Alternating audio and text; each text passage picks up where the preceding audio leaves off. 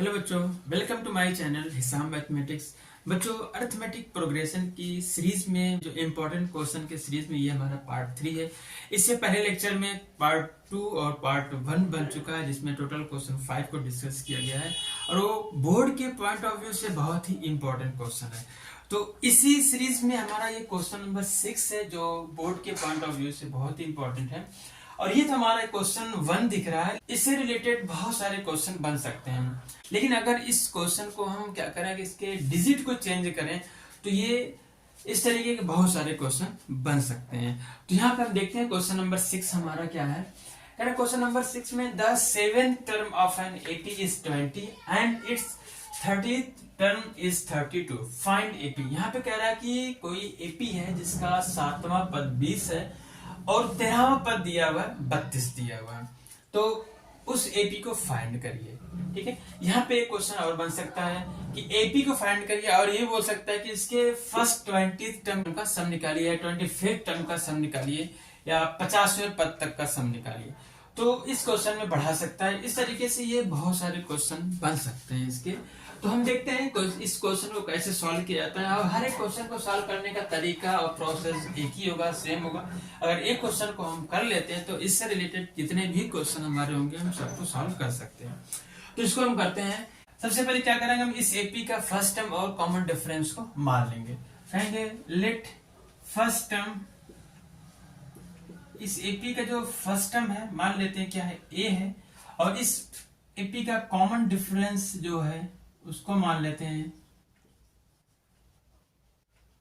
Common difference को हम D मान लेते हैं। ठीक है, अब क्या है यहाँ पे कि हमें पता है कि फर्स्ट टर्म को ए से, second term A2, third term A3 इस तरीके से होता है।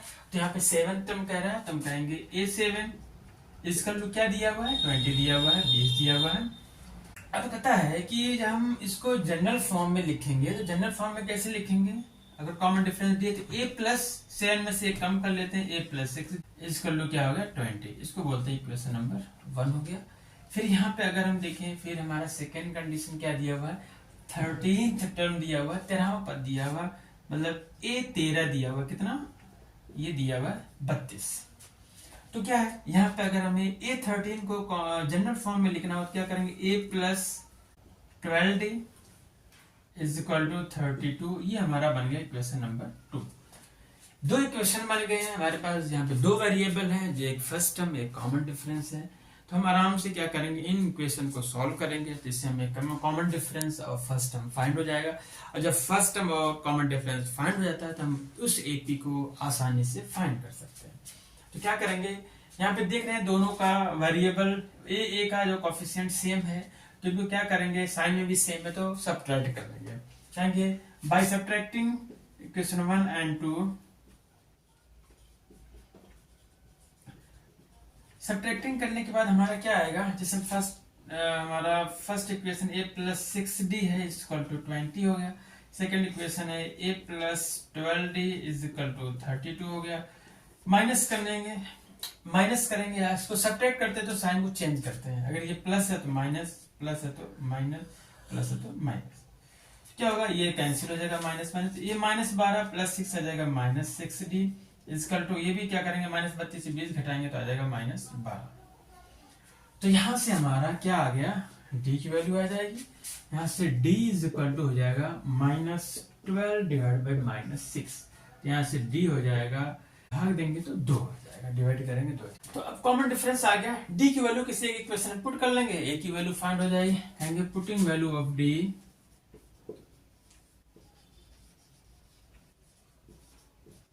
इन इक्वेशन 1 में कर लेते हैं। इक्वेशन 1 हमारा है A+6D equal to 20, A+6D is equal to 20।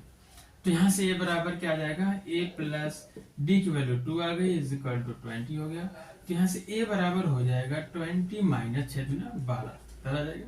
तो A की वैल्यू आ गई यहाँ पे 8। तो यहां से हमारा जो फर्स्ट टर्म है 8 आ गया, और फिर हमारा यहाँ पे कॉमन डिफरेंस तो पहले से आ ही चुका है, कितना 2 है।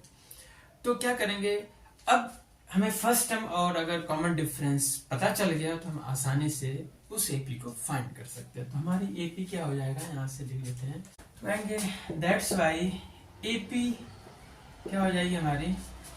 अब यहाँ पे अगर हम जनरल फॉर्म के टर्म में लिखें, जैसे फर्स्ट टर्म ए होता है, सेकेंड टर्म ए प्लस डी, थर्ड टर्म ए प्लस 2d, फोर्थ टर्म ए प्लस 3d, ये होता है हमारा डॉट डॉट डॉट। ए की जगह क्या रखेंगे 8, ए की जगह 8 हो जाएगा क्योंकि हमारा फर्स्ट टर्म 8 है, फिर ए 8 प्लस 2, फिर 8 प्लस 2 इंटू 2, 8 प्लस 3 इंटू 2। तो इस तरीके से किसी भी टर्म को निकाल सकते हैं।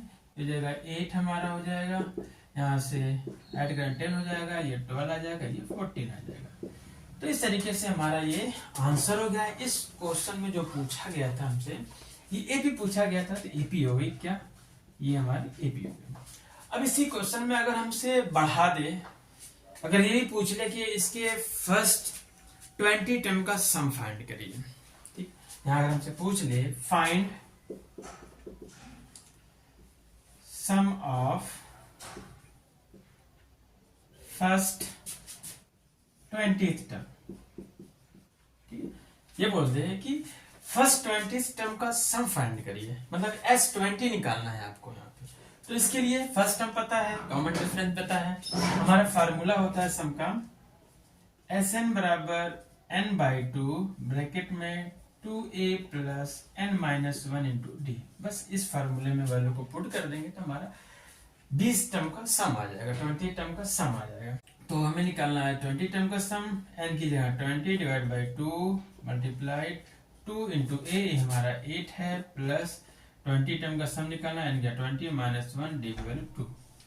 तो यहाँ से हमारा आ जाएगा, अगर 2 से डिवाइड करेंगे आ जाएगा 10 इंटू ब्रैकेट में 8 दूनी 16 प्लस 20 में से 1 घटाएंगे 19 आएगा, 19 दूनी 38, 38। तो यहाँ से बराबर आ जाएगा हमारा ये 10 इंटू, इनको ऐड कर लेंगे 8 6 14 3 4 5 54, मतलब आ गया आंसर हमारा कितना आ जाएगा 540 आ जाएगा। तो अगर हमें 20 टर्म का सम पूछ रहा है तो 540 आ जाएगा। तो आप यहाँ पे कितने भी टर्म का सम निकालना चाहो तो निकाल सकते हैं। यहाँ पे क्वेश्चन में आपको चेंज करके पूछ सकता है, ये क्वेश्चन में 7 टर्म दिया, 5 टर्म दे सकता है, 20 ये क्या है, ये डिजिट को चेंज कर सकता है। तो डिजिट चेंज करेगा तो हमारा क्वेश्चन बन जाएगा। तो इस तरीके से इस प्रकार के क्वेश्चन को हम सॉल्व करते हैं। तो ये हमारा था क्वेश्चन नंबर 6। देखते हैं एक और क्वेश्चन को डिस्कस करते हैं। तो उस क्वेश्चन में क्या है, इसके जो नेक्स्ट क्वेश्चन नंबर 7 है, इसमें nth टर्म दिया हुआ है। अगर nth टर्म दिया है और कैसे हम किसी एपी का सम निकालते हैं ये देखते हैं नेक्स्ट क्वेश्चन में। बच्चों ये हमारा क्वेश्चन नंबर 7 है पार्ट 3 का। कह रहा find the sum of the first 25 terms of an AP whose nth term is given by tn is equal to minus 3n। अब यहाँ पे कह रहा है कि हमारे nth टर्म दिया हुआ है, ठीक है। अब यहाँ पे nth टर्म दिया हुआ है कि इसको यूज करके हमें क्या करना है, इसके 25 टर्म का सम निकालना है, ठीक है। और फिर हमसे ये भी पूछ सकता है इसमें एपी को फाइंड करिए, एपी भी फाइंड कर सकते हैं और कितने भी टर्म का उतने टर्म का सम भी निकाल सकते हैं। तो ये दिखने में तो एक ही क्वेश्चन, लेकिन इसके बिहाफ पे बहुत सारे क्वेश्चन बन सकते हैं। बस टर्म को चेंज कर देगा, इसमें डिजिट को चेंज कर देगा, थोड़ा सा पूछ लेगा, एपी पूछ लेगा, या फिर टीएन बराबर 2 माइनस 3n कुछ और दे सकता है यहाँ पे। तो सॉल्व करने का जो प्रोसेस होगा सेम होगा, बस डिजिट को चेंज कर सकता है यहाँ पे। तो यहाँ पे हमारा टीएन गिवन है, पहले से गिवन क्या है पहले ये लिख लेते हैं। टीएन बराबर हमें दिया है 2 माइनस 3n, ये nth टर्म दिया हुआ, जो कि यहाँ पे हमें 25 टर्म का सम निकालने की बात कर रहा है, एपी फाइंड करने की बात नहीं कर रहा है। तो हम फार्मूला क्या करेंगे, एक फर्स्ट टर्म निकाल लेंगे और जो लास्ट टर्म है 25 वाला वो निकाल लेंगे, ठीक है। तो उसके अकॉर्डिंग निकालते हैं। पहले क्या करते हैं, n की वैल्यू अगर हम 1 पुट कर दें तो हमारा फर्स्ट टर्म आ जाएगा, जिसको कहेंगे t1 इक्वल टू क्या हो जाएगा 2 माइनस 3 इंटू 1 रख देंगे। तो यहाँ से हमारा ये आ जाएगा -1, ये हो गया हमारा। फिर अगर हमें क्या करना है, अब हमें लास्ट टर्म निकाल लेते हैं क्योंकि हमारे पास एक फर्स्ट टर्म आ गया, और 25 टर्म निकाल लेते हैं। तो n की जगह क्या रख देते हैं 25 लिख देते हैं। तो ये हमारा जगह t25 is equal to 2 minus, इसी n की प्लेस पे 25 लिख देंगे, बस n की जगह 25 तो 25 टर्म, n की जगह 1 रख दिया तो हमारा फर्स्ट टर्म आ गया। तो 3 इंटू 25, तो यहां से हमारा ये क्या हो जाएगा देखें, तो 2 माइनस 25 75 होता है, ये हमारा आ जाएगा -73। तो ये हमारा आ गया फर्स्ट टर्म आ गया और 25 टर्म आ गया। क्योंकि हमारे पास फार्मूला होता है कि Sn बराबर, अगर हमें फर्स्ट टर्म और लास्ट टर्म पता है तो कैसे निकालते हैं, Sn बराबर कहते हैं n/2 ब्रैकेट में a प्लस an होता है, ये होता है, ये हम फार्मूला पढ़ चुके हैं।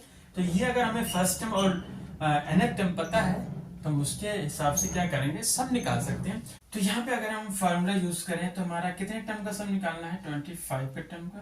25 इज इक्वल टू, यहाँ पे देखें तो अगर 25 n या 25 डिवाइड बाई 2, और यहाँ पे एक ही जगह हमने क्या यहाँ पे यूज किया है t1, और nth टर्म यहाँ क्या यूज किया है t25, मतलब nth टर्म क्या है 25 है, t25। तो t1 और ये हमारा फर्स्ट टर्म t1 और nth टर्म क्या है t25 है। तो वैल्यू को पुट कर देते हैं, हमारा आ जाएगा 25 डिवाइड बाई 2, यहाँ से t1 हमारा कितना -1 है प्लस, और 25 टर्म कितना -73। तो इस तरीके से हमारा क्या आ जाएगा, ये 25 डिवाइड बाई 2 इंटू -1 -73 कितना आ जाएगा, -74 आ जाएगा। तो यहाँ से अगर हम 25 इंटू 2 से डिवाइड करेंगे तो आ जाएगा -2 3 2 7 4। तो यहाँ से अगर हम इसको क्या करें, मल्टीप्लाई करें, मल्टीप्लाई करने के बाद हमारा आ जाएगा -925। तो S25 जो है 25 टर्म का सम कितना है, -925। तो बच्चों इस तरीके से हमें यहाँ पे अगर डिजिट चेंज भी करता है तो हमारा सॉल्व करने का प्रोसेस यही है। तो इस तरीके से हम इस तरीके के क्वेश्चन को सॉल्व कर सकते हैं। तो बच्चों आज का लेक्चर हमारा यहीं तक, नेक्स्ट लेक्चर में मिलते हैं कुछ और इम्पोर्टेंट क्वेश्चन को लेके। ओके बच्चों, have a nice day, take care.